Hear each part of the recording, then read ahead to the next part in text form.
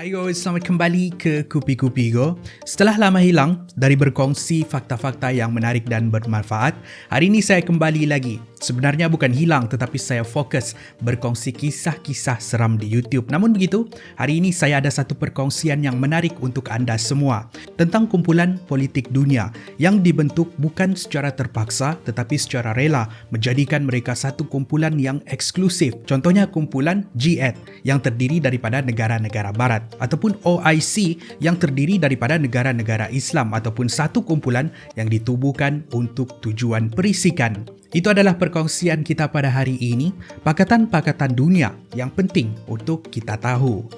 G7, Pakatan Ekonomi Negara Barat. Pakatan politik pertama yang akan kita lihat ialah satu pakatan yang menggambarkan kesatuan kuasa-kuasa barat yang dikenali sebagai G7. Ditubuhkan pada tahun 1975.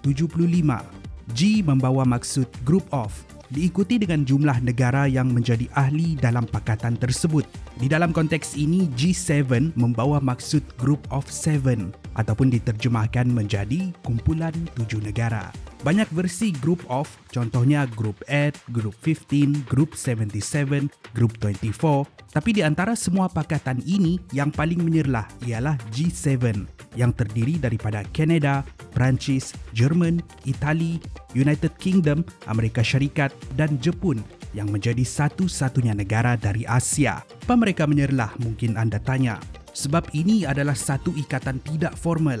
Mereka memilih untuk bersama-sama menjadikan G7 adalah sebuah kumpulan politik dunia yang eksklusif. Negara-negara ini berkongsi ideologi global yang sama, negara yang mengamalkan demokrasi liberal dan juga polisi global yang sama. G7 mengumpulkan negara-negara dengan ekonomi yang maju. Setiap tahun mereka akan menganjurkan pertemuan untuk membincangkan hal perihal pentadbiran global negara masing-masing, isu keselamatan dunia, perdagangan, agenda dan juga polisi global yang dipersetujui oleh semua ahli. Disebabkan mereka ini negara-negara yang berkuasa, hasil daripada polisi yang ditetapkan oleh G7 ini kemudian akan menjadi ikutan oleh negara-negara yang lain, khususnya negara-negara kecil, sama ada secara langsung ataupun tidak langsung. Penting untuk kita tahu, sejak dari tahun 1997, Rusia adalah sebahagian daripada G7. Tapi setelah Rusia menakluki Crimea, iaitu sebahagian daripada wilayah Ukraine pada tahun 2014, keahlian mereka telah dibatalkan. Namun begitu, Rusia tidak bersendiri.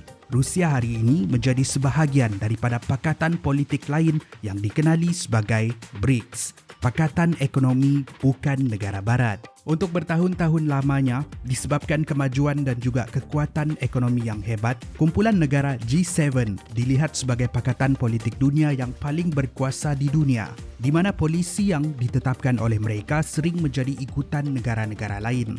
Tapi, dominasi mereka di dalam ruangan politik global ini akan digegarkan oleh satu lagi pakatan politik dunia yang dilihat sebagai pesaing mereka dikenali sebagai BRICS. Bukan batu bata, tetapi singkatan kepada negara Brazil, Rusia, India, China dan juga South Africa. Ditubuhkan pada tahun 2010. Mereka ini terdiri daripada negara-negara yang membangun dari seluruh dunia.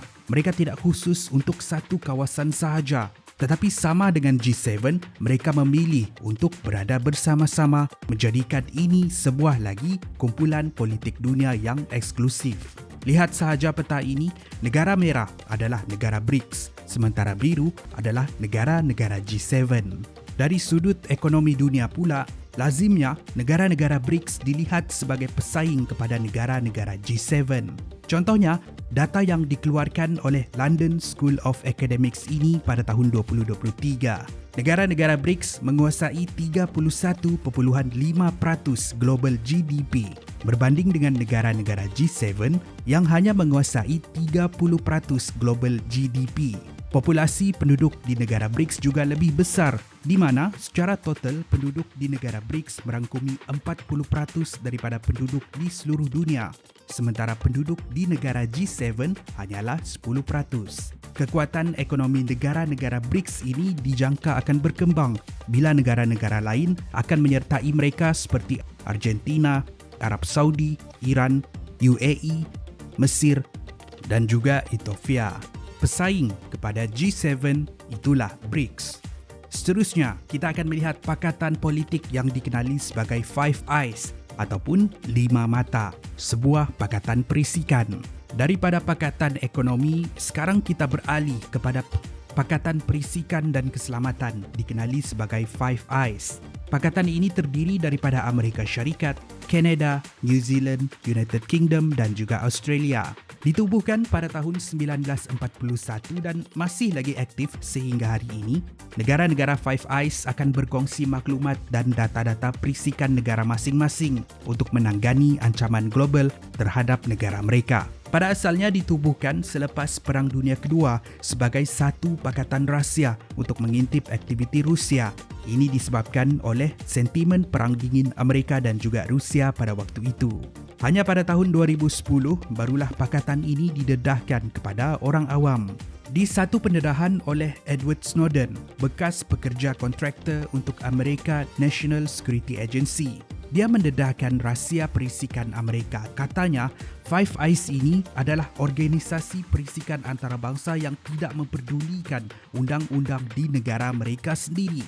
Mereka akan buat apa sahaja untuk memastikan keselamatan negara mereka.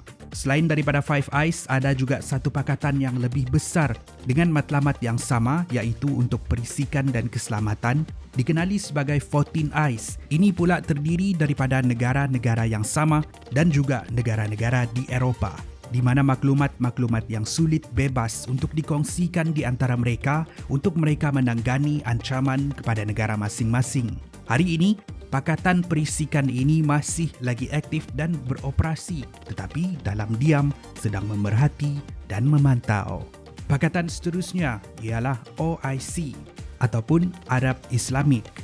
Seterusnya kita lihat satu pakatan negara-negara Arab dan juga Islam dikenali sebagai OIC ataupun Organization of Islamic Cooperation, satu kumpulan yang menyatukan negara-negara Islam di seluruh dunia.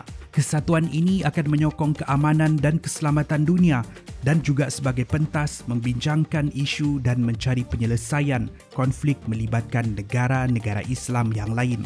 Tidak perlu penjelasan yang panjang, rata-rata kita di sini tahu sebab Malaysia sendiri pun adalah ahli yang aktif di dalam kumpulan politik ini. Malah, Malaysia bukanlah negara yang asing di dalam OIC. Pada tahun 1971, Tunku Abdul Rahman, Perdana Menteri pertama kita, dilantik menjadi Setiausaha Agung pertama OIC. Semasa Tun Mahathir menjadi Perdana Menteri pun dia lantang bersuara di pentas OIC dan hari ini Datuk Seri Anwar Ibrahim mewakili Malaysia di pentas OIC. Berikutan konflik yang berlaku baru-baru ini, negara-negara Islam telah hadir ke satu persidangan tergempar yang diadakan di Arab Saudi, dikenali sebagai Arab Muslim Summit. Melalui persidangan ini, kita dapat melihat solidariti negara-negara Islam terserlah bila pemimpin yang kontroversi seperti Presiden Iran dan Presiden Syria juga turut hadir untuk membincangkan isu ini. Sementara itu, mewakili Asia Tenggara ialah Datuk Seri Anwar Ibrahim mewakili Malaysia, sebuah pakatan yang digabungkan di atas nama keagamaan. Itulah OIC. Kumpulan-kumpulan lain.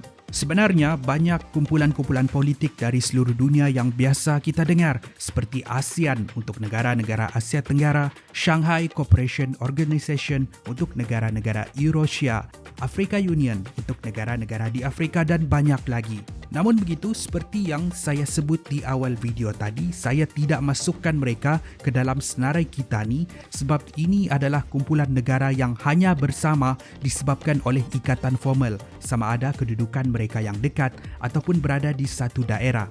Bukannya satu pakatan di mana negara-negara ini memilih secara khusus rakan pakatan mereka yang mempunyai matlamat yang sama. Terima kasih kerana menonton. Itu adalah perkongsian kita pada hari ini. Semoga bermanfaat. Seterusnya kita ada video tentang orang yang menjadikan lapangan terbang sebagai rumah mereka. Ada yang tinggal sehingga puluhan tahun. Kita ada juga video tentang insiden godaman yang menggegarkan dunia. Selain itu kita ada juga video topik yang menarik. Pastikan anda tonton Kupi-Kupi Go. Jangan lupa subscribe ataupun like. Saya jumpa anda di episod yang seterusnya. Kupi-Kupi Go menarik setiap hari.